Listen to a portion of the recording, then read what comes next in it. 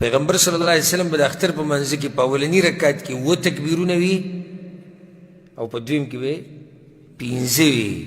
دا حدیث امام ترمذي، امام ابن ماجه، امام دارمي راوړی. اوس دلته تکبیرونو مسله راغله. هغه تکبیرونه چې هغې ته زواید وایي، زیاتي تکبیرونه د اختر په منځ کې شته که دې کې د علماو 2 قوله دي چې څو تکبیرونه دي. جمهور العلماء دا وایي، جمهور العلماء، اکثر علماء او د 3 مذهبونو عالم. مونږ ته خلک وایي تاسو مذهبونه نه منئ که نه، 3 مذهبونو عالم دا وایي. او دا قول د عمر بن الخطاب، علي بن ابي طالب، ابو سعيد الخدري، ابو هريره، عبد الله بن عمر، عبد الله بن عباس رضي الله عنه، او د مدینه فقهاء 7 او امام بخاري، امام ابن تيميه، شيخ ابن باز، شيخ ابن عثيمين، او جمهور العلماء اکثر علماء دا قول دی چې په اولني رکعت کې 7 تکبیرونه دي او په دویم کې 15 دي. په اولني کې د تکبیر تحریمي نه بعد دي او د قرت نه مخکې دي، او په دویم رکعت کې چې ورته ودرېدي او تکبیر دې وکړو د هغې نه بعد او د قرت نه مخکې بیا 15 دي. دویم قول دا دی چې د امام ابو حنیفه رحمه الله قول دی او د بعضو علماو چې په اولني کې 3 تکبیرونه دي تکبیر نه بعد، او په دویم کې 3 دي د قرت نه بعد. دا طریقه هم لیدلی چې ته که نه دی؟ عامه دا طریقه ده.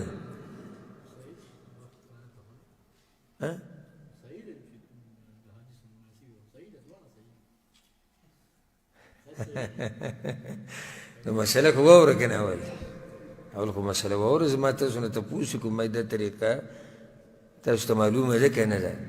نو بعضو تعجب وکړو عامه دا طریقه کې عامه دا طریقه ده. اوس هغه چې یو سړی همیشه نه سلفیانو په جومات کې لمونځ کوي او د هغوی عیدګاه ته ځي، جدا مسله. ما وایي جمهور العلماء قول او هغوی سره مرفوع حدیثونه صحیح او د صحابه کرامو آثار دي ورسره ډېر شي. دا دویم قول چې دی په دې کې مرفوع کمزوري حدیثونه او بعض آثار دي، نو هغه قول چې زورور دی او راجح دی په اعتبار د دلیل، په اعتبار د دلیل د مضبوطوالي او د هغوی سره حدیثونه دي مرفوع مضبوط صحیح سند والا حدیثونه دي. او زمون کار د دلیل سره دی، دلیل چې چا سره و موږ په خبره باندې عمل کوو. نو که چا په دې دویمه طریقه باندې عمل وکړو، خصوصا کوم چې عوام د علم اوسئ شي، موږ دا نه وایو چې مونځ دې ونه شو. موږ دې کې علمي مجلس کې ناست یو، دا علمي مجلس دی، د علمي مسایل بیانېږي.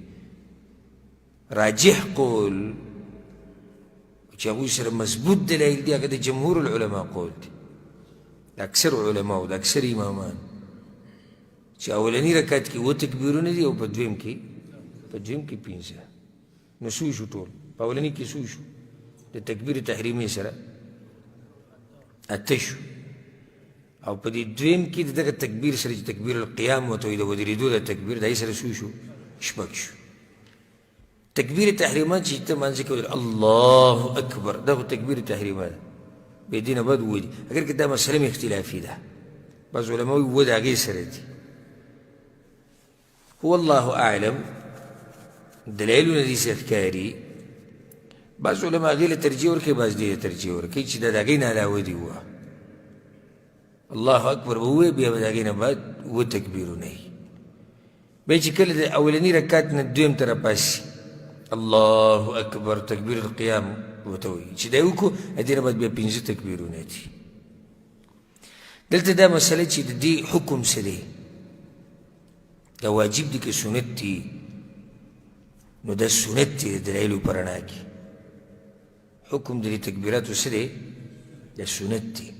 چې کله ورته موږ سنت ووایو نو بیا یو څو مسلې راووتې. ګوره یو مسله ده، یو مسله که دا د چا نه پاتې شو نو مونځ کې نقصان نه راځي دغې سنت دی ورته ووایي یوه شو دویمه که دا د چا نه پاتې شو نو په دې باندې سجده سهو نشتي په دې سجده سهو نشتي دریم منځه کې چې شریک شوي د امام سره کم تکبیر نه اکه تکبیر وایه هغه ساړه چې کم دي د هغې وخت تېر شوی دی سنت دی بس وخت خپل ځای څه دی خپل ځای تېر شوی لکه اوس ته د امام سره شریک شوې په څلورم تکبیر کې بس د دې نه بعد چې کم دی هغه د سره ووایه او هغه شاته چې هغه څه شو هغه پاتې شو ولې پاتې شو سنت دی سنت دی او زید هغه سنتو څه شو لړ پاتې شو چې زی پاتې شو هغه سنت هم پاتې شو پوه شوې په دې خبره په دې باندې ډېر مولیان هم نه پوهېږي ما تاسو ته یو قصه کړې وه یو مولوي صاحب اختر مونځ یې کوو هلته ملک کې د تکبیرونه چې هېر شو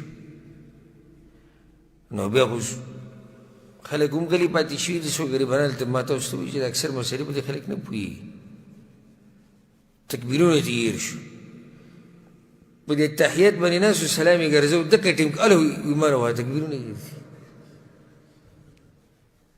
دی ووایي په ټیم اله ایمان وایه تکبیرونه هېر دي سلام یې لا نه وګرځولی بس بیا پاڅېدو بیا یې مونځ وکړو ټول مونځ یې سره وکړو نو ستا غریب ته دا پته نه وه چې دې حکم څه دی او بل که بالفرض واجب ورته وی که واجب ورته وی نو سجده سهو هم کار کولی شو بیا که واجب ورته وی نو سجده سهو نو ټول مونځ یې د سر نیولی کو او بیا د منځه په دوران کې دا خبرې کول زما نه خو دغه پاتې شو نو دا اهمې مسلې یادې کړي